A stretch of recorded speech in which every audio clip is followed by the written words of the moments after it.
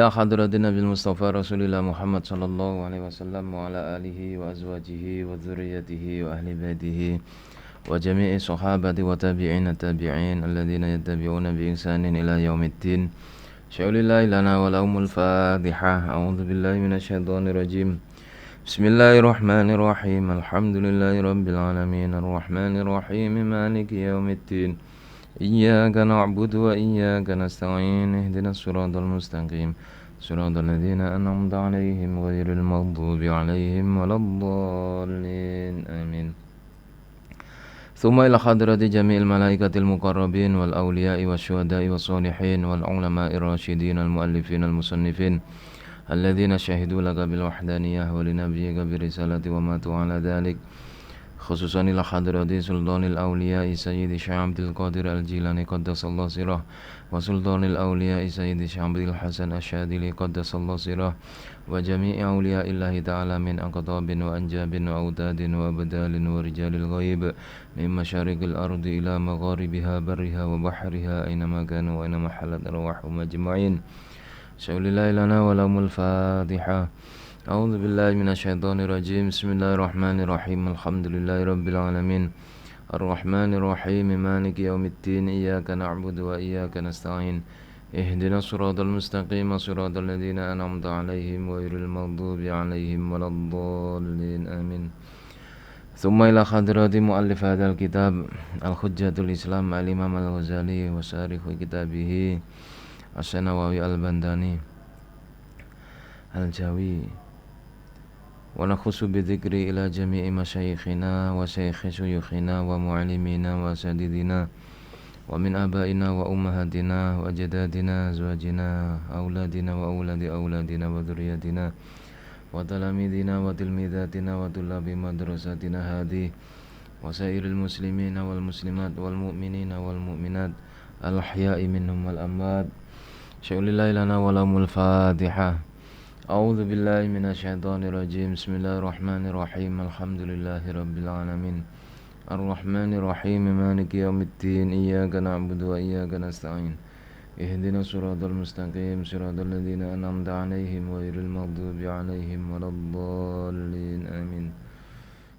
Ustad ngakeng-ngakeno asuala ing pitakon.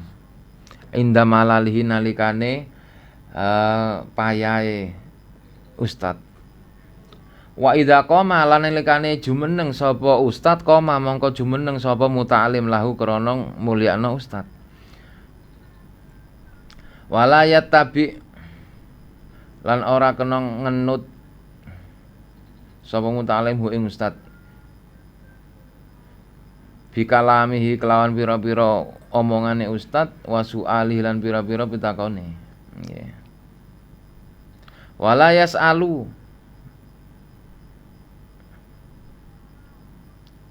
ngeten. Walayat tabi lan orang kena ngiringi sapa muta'alim hu ing ustad bikalami kelawan ngobrol.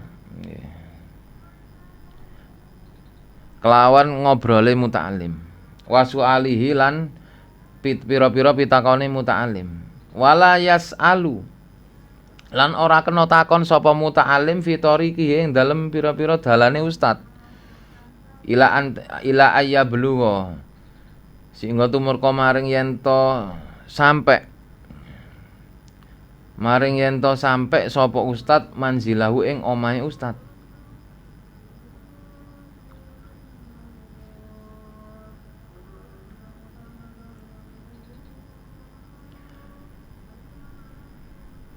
Wala yasi'u lan ora kena wala yasi'u dzanni lan ora kena duwe sangkaan elek sapa muta'alim bi kelawan ustad fi af'ali dzahiri ing dalem pira-pira penggawe dzahire penggawe lahiriae ustad munkiratan fi af'ali dzahiriha ing dalem pira-pira penggaweane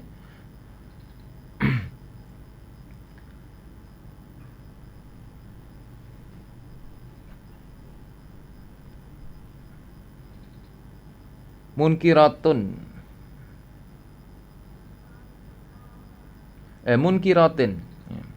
Munkiratin kang munkar indahu mungguhe muta'alim. Fawa mongko khale utawi ustad iku alamu luwih ngerti bi asrori kelawan pira-pira rahasiane af'al. Waliyadzkur lan becik ngilinga sapa sira inda dalika nalikane mengkono-mengkono iku qaula Musa ing ucapane Nabi Musa lil Khadiri maring Nabi Khidir alaihi masalam. Akhara qatahal itu gri ko ahlaha laqad jita syai'an imra. Wa kaunuhu lan onone muta'alim iku mukhtian tertuduh salah fi inkarihi ing dalem keingkarane muta'alim. Iktimadan krana nyekeli temenan ala zahiri ing atase perkara kang zahir. Ada berikutnya adalah seorang pelajar tidak diperkenankan ngobrol dengan teman duduknya saat berada di majelisnya gurunya, karena itu merupakan bagian etika yang buruk. Maka bagaimanapun keadaan, dia harus memusatkan perhatiannya kepada apa yang disampaikan oleh gurunya. Dia harus mengabaikan perilaku teman-temannya yang tidak menunjukkan etika ketika berada di majelis ilmu.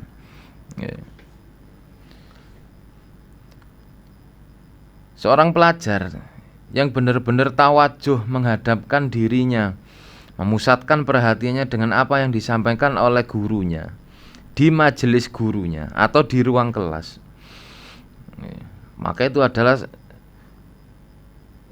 salah satu dari bentuk atau wujud dari seorang pelajar yang mendapatkan ridhonya Allah Subhanahu wa taala. Maka apapun yang terjadi apabila temannya mengajak ngobrol atau bermain, maka hendaknya tidak menghiraukan. Karena banyak sekali bentuk kedurhakaan seorang murid atau kedurhakaan seorang pelajar terhadap gurunya. Terkadang berupa pengabaian dari apa yang sedang dilakukan oleh gurunya atau yang sedang dijelaskan oleh gurunya. Ketika murid tidak menghiraukan, itu adalah bentuk salah satu dari kedurhakaan seorang murid terhadap gurunya. Maka Imam An-Nawawi mengatakan bahwa orang tua kita itu ada dua. Satu, orang tua secara biologis, dan yang kedua adalah orang tua secara ilmu atau orang tua secara ukhrawi. Maka bagaimanakah penghormatan kita kepada orang tua terkait ilmu dan ukhrawi, ya, harus lebih utama. Makanya dalam ungkapan beliau, uququl walidain taubatalah wa uququl wa aqul atau wa uququl ustadzi la taubatalah. Durhaka kepada kedua orang tua itu masih ada taubatnya. Tapi durhaka kepada guru tidak ada taubatnya. Maka para ulama mengatakan, andaikan para wali di dunia ini memintakan ampun kepada si fulan yang telah berlaku durhaka kepada gurunya, yang berlaku kurang ajar kepada gurunya, andaikan semua walinya Allah di muka bumi ini memintakan ampun kepada Allah untuk si fulan yang telah berbuat durhaka kepada gurunya, maka tetap Allah tidak akan mengampuni selagi gurunya belum memberikan maafnya atau memberikan ridhonya. Makanya bagi seorang murid yang berani kepada gurunya, yang durhaka kepada gurunya, akan diadab dengan 3 bentuk, sebagaimana yang disampaikan oleh Syekhinal Kiram, guru kami Hadratus Syekh almarhum Kiai Jamaluddin Tambak Beras, bahwa seorang murid itu apabila berlaku durhaka kepada gurunya, dia akan dihukum dengan 3 hal. 1, dia akan hidup dalam keadaan fakir atau miskin. Yang kedua, keberkahan ilmunya akan dicabut darinya. Dan yang ketiga, kemungkinan besarnya dia akan mati dalam keadaan su'ul khotimah. Itu adalah ukubah atau hukuman Allah kepada seorang murid atau seorang pelajar yang telah berlaku kurang ajar kepada gurunya. Maka hendaknya sebagai seorang pelajar, bukan hanya masalah bagaimana cara mendapatkan ilmu yang manfaat. Prosedur yang harus dilalui itu sangat banyak. Satu, memuliakan kitab sebagai media ilmu, atau memuliakan buku pelajaran. Kita lihat banyak sekarang buku-buku paket diletakkan di bawah kursi, di atasnya diduduki pantat. Itu merupakan adab-adab yang buruk. Bagaimana bisa kita menginginkan ilmu yang berkah? Bagaimana bisa mendapatkan ilmu yang manfaat? Bagaimana bisa jalan di masa depan, cita-cita itu akan menjadi mudah apabila memperlakukan medianya ilmu saja sekurang ajar itu.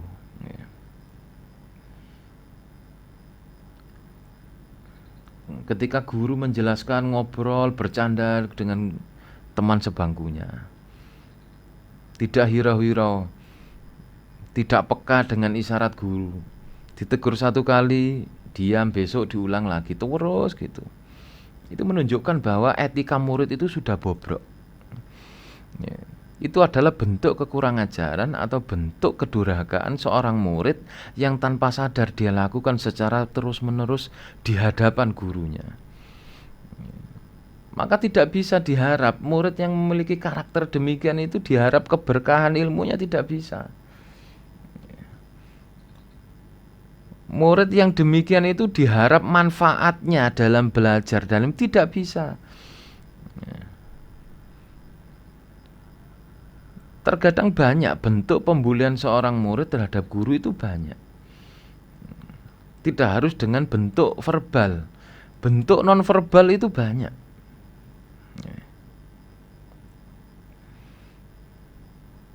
Banyak sekali. Sikap-sikap yang kurang menyenangkan, kurang mengenakkan. Contoh, salah satu bentuk non-verbal. Ketika di hadapan guru, menunjukkan etika sopan santun yang luar biasa, berjabat tangan, mencium tangan. Tapi di belakang guru, sikapnya kembali seperti semula. Apa bedanya? Ketika di hadapan guru seperti itu, tapi di hadapan orang tuanya juga tidak sama. Maka itu adalah bentuk dia sedang membuli. Apa yang diajarkan oleh guru diterima tapi tidak pernah digunakan. Etika-etika yang diajarkan oleh seorang guru kepada murid didengarkan tapi tidak pernah digunakan. Atau seorang murid pilih-pilih dalam memperlakukan gurunya, menghormati gurunya, itu adalah salah satu bentuk pembulian yang bersifat non-verbal. Maka bagaimana bisa diharap ilmunya manfaat? Bagaimana bisa diharap keberkahannya? Bahkan keturunannya pun bagaimana bisa jika sikapnya saja seperti itu? Maka suatu saat keturunan itu akan mewarisi sifat-sifat seperti itu. Kalau ilmu bapaknya, ilmu ibunya ketika masa mudanya sudah tidak berkah, maka bagaimana bisa keturunannya mendapatkan itu?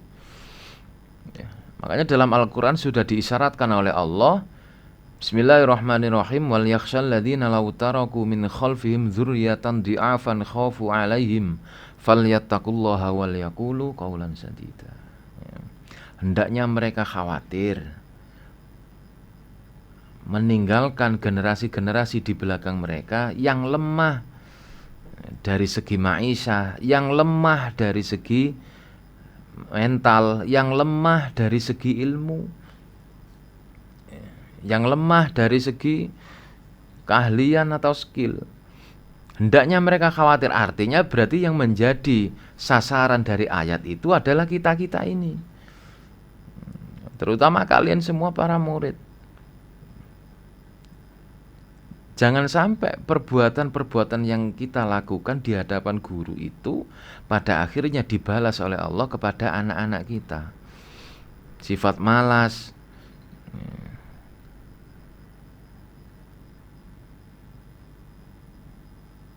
acuh tak acuh, tidur di dalam kelas,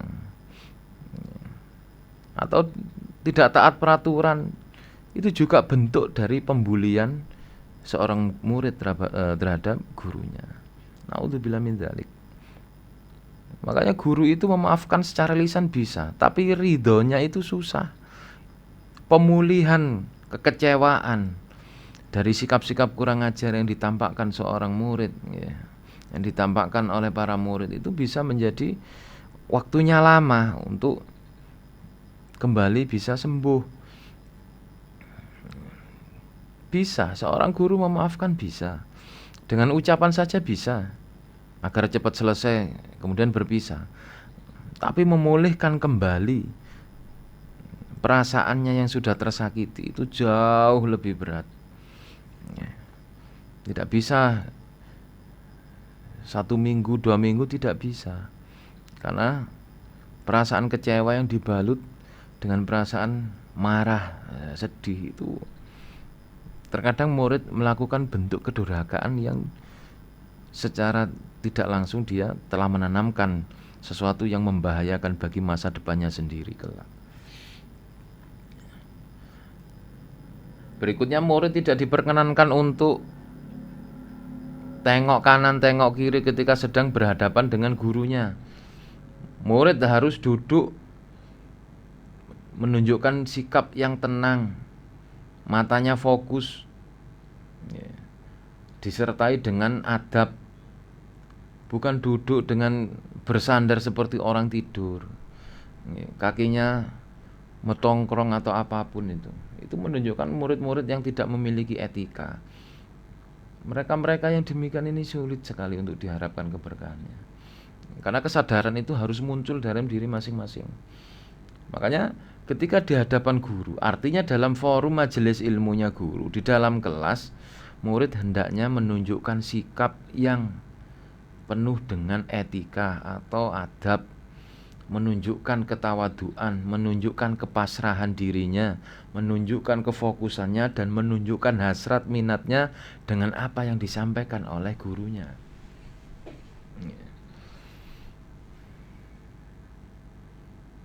Kalau misalkan dikatakan bagaimana kalau suasana kelasnya gurunya kurang bisa mengkondisikan situasi, sehingga pembelajaran terasa kurang nyaman atau kurang menyenangkan, atau mungkin bagi si guru penyampaiannya kurang begitu mengena, atau banyak hal-hal yang membuat mood seorang pelajar justru semakin merosot ketika di dalam kelas, maka seminimal mungkin tunjukkan sikap tenang. Bukan berarti tidur, tunjukkan sikap tenang, anteng. Jangan sampai menunjukkan gelagat-gelagat yang itu nanti membuat guru kecewa. Ketenangan itu sampai digambarkan oleh Imam Ghazali seperti engkau sholat.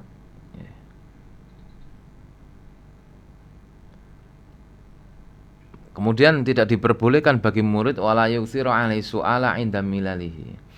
Murid tidak diperkenankan untuk banyak-banyak bertanya ketika gurunya dilihat sudah kelelahan atau payah, atau mungkin jam pelajarannya sudah habis. Maka seperti tadi atau pembahasan sebelumnya, hendaknya murid bersabar menahan diri untuk bertanya di momen berikutnya. Atau murid ketika guru keluar menemuinya, berkata dengan sopan meminta izin untuk bertanya. Jika guru dilihat sedang memang benar-benar rileks atau santai, atau kalau tidak memungkinkan hanya sekedar meminta izin untuk menuliskan pertanyaan melalui Japrian atau WA. Apabila guru mengizinkan maka ditulis. Dan apabila guru berdiri dari tempat duduknya, apakah itu guru ketika mengakhiri jam pelajarannya? Qomalahu, maka murid pun ikut berdiri sebagai bentuk penghormatan. Sama ketika guru masuk ke dalam ruang kelas, maka murid berdiri menyambut guru sebagai bentuk ta'aduban. Ya. Kemudian wala yatabihu bikalamihi wa su'alihi wala yas'alhu fi tariqihi la ayablugha manzilahu. Murid tidak diperkenankan untuk ngikuti gurunya. Ya. Mengikuti gurunya dengan mengajukan pertanyaan-pertanyaan atau membahas obrolan-obrolan yang itu bukan pada tempatnya. Ya. Tidak diperkenankan. Bahkan apabila murid itu menemani gurunya ngobrol sampai gurunya tiba di rumah, itu kurang ajar betul itu.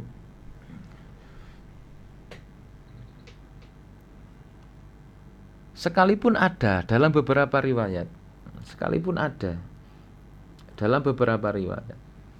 tapi tentu konteksnya berbeda. Ya. Dikisahkan bahwa Imam Yahya bin Ma'in, Al-Imamul Jahr wa Ta'dil, imamnya ahli jahr wa ta'dil dalam bidang hadis, sahabat akrab dari Imam Ahmad bin Hanbal. Ya, Imam Yahya bin Ma'in yang pernah menulis 1 juta hadis. Imam Yahya bin Ma'in dulu itu pernah punya guru yang sudah uzur sekali, sudah sepuh betul. Bahkan untuk berjalan saja gurunya itu harus pakai tongkat karena sudah sepuhnya, guru dalam bidang hadis. Suatu saat Imam Yahya bin Ma'in bertamu kepada gurunya untuk meriwayatkan suatu hadis.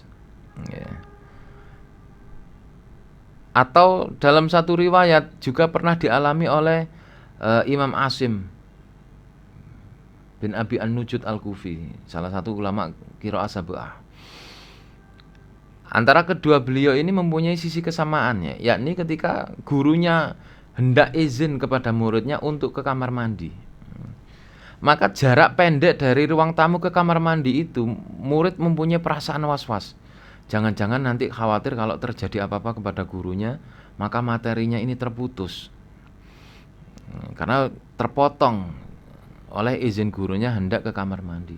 Maka dalam perjalanan ke kamar mandi itu, Imam Yahya bin Ma'in ataupun Imam Asim itu meminta izin kepada gurunya untuk memapah gurunya sambil meminta izin untuk diperbolehkan melanjutkan materi penyampaian hadisnya agar sampai tuntas. Sehingga ketika gurunya sampai di depan pintu kamar mandi, materinya tuntas. Maka Imam Asim ataupun Imam Yahya bin Ma'in menunggu gurunya hingga keluar. Ini menunjukkan dari sisi semangatnya para pelajar dahulu. Waktu belajar mereka itu tidak bisa kita ukur dengan waktu belajar kita. Maka mungkin itu berlaku suatu kekhususan bagaimana cara mereka memuliakan gurunya, memperlakukan gurunya, sehingga kehausan mereka akan ilmu itu sungguh luar biasa, berbalik dengan kondisi kita. Masalahnya momen kita itu bukan haus masalah ilmu, karena suatu pembahasan saja yang itu tidak berlangsung lama, hanya semata untuk mencari kepuasan sendiri saja, atau semata biar lebih akrab dengan gurunya, tapi tidak memperhatikan etika. Ini yang tidak boleh. Wala yasi'u dzanna bihi fi af'ali dzahirihi munkiratun indahu fahuwa alamu bi asrari. Dan seorang murid tidak diperkenankan untuk mengingkari perbuatan gurunya yang mungkin dari sisi lahiriah terlihat tidak sesuai. Tidak boleh murid mempunyai sangkaan-sangkaan yang buruk terhadap perilaku gurunya yang mungkin dari sisi lahiriah dianggap kurang sesuai. Karena guru tahu rahasianya mengapa dia melakukan hal seperti itu. Maka hal ini dicontohkan oleh Allah dalam kisah Nabi Musa ketika berguru kepada Nabi Khidir. Yang mana ketika itu Nabi Musa mengatakan kepada Nabi Khidir, "Akharaqtaha litughriqa ahlaha laqad ji'ta syai'an imra." Apakah engkau melubangi perahu ini dengan tujuan agar penumpangnya nanti tenggelam sekalian? Sungguh kamu melakukan suatu perbuatan yang besar sekali bahayanya. Maka dijawab oleh Nabi Khidir seolah-olah bahwa tuduhan Nabi Musa kepada perilaku zahir yang ditampakkan Nabi Khidir itu adalah suatu perbuatan dosa. Padahal maksudnya ada. Ada maksud yang lebih besar, yakni perahu itu memang sengaja dilubangi oleh Nabi Khidir agar tidak dirampas oleh para penguasa waktu itu. Karena dengan dirampasnya perahu itu otomatis mata pencaharian penduduknya akan hilang. Jadi bukan tujuan untuk menenggelamkan. Tapi Nabi Musa sudah keburu-buru menduga apa yang dilakukan Nabi Khidir itu suatu perbuatan dosa. Maka dalam riwayat-riwayat tafsir, setelah penguasa itu tahu bahwa perahunya itu bolong, tidak bisa digunakan, maka perahu itu diabaikan oleh penguasa itu, tidak dirampas, tidak jadi dirampas atau disita. Maka kemudian perahu itu kemudian ditambah lagi oleh Nabi Khidir. Ini adalah satu taktik atau ilmu yang murid mungkin tidak paham. Kalau tidak mengikutinya sampai tuntas atau tidak tahu makna atau rahasia di balik mengapa seorang guru melakukan hal demikian. Jadi seorang murid tidak bisa berpegang teguh dengan apa yang dia lihat. Murid harus mengedepankan husnudzon. Atau kalau daripada takut terjadi prasangka yang buruk, hendaknya murid bertanya kepada gurunya. Apakah maksud dari perilaku guru yang demikian itu? Banyak kisah-kisah yang menunjukkan bagaimana seorang guru terkadang melakukan hal-hal yang mungkin dalam pandangan khalayak itu tidak pantas, karena menyimpan maksud yang sangat besar, dan itu hanya Allah yang tahu. Maka disinilah perlunya murid untuk selalu berbaik sangka kepada guru, agar jangan sampai mempunyai sangkaan-sangkaan yang buruk, sangkaan-sangkaan yang tercela, sehingga berakibat fatal pada ilmu yang ia terima dari gurunya. Wa in kana laka walidani wallahu a'lam bissawab. Rabbi fanfa'na bi barakatihim wahdinal husna bi hurmatihim wa amitna fi tariqatihim wa mu'afatihim minal fitani. Rabbi fanfa'na bi barakatihim wahdinal husna بحرمتهم وأمتنا في طريقتهم ومعافاتهم من الفتن رب فانفعنا ببركتهم واهدنا الحسنى بحرمتهم وأمتنا في طريقتهم ومعافاتهم من الفتن بسم الله الرحمن الرحيم اللهم إني أستودعك ما علمتنيه فردده إلي عند حاجتي إليه اللهم إني أستودعك ما علمتنيه فردده إلي عند حاجتي إليه ولا تنسنيه اللهم إني أستودعك ما علمتنيه فردده إلي عند حاجتي إليه ولا تنسنيه يا رب العالمين دعواهم فيها سبحانك اللهم وتحياتهم فيها سلام وآخر دعواهم أن الحمد لله رب العالمين ثم السلام عليكم ورحمة الله وبركاته.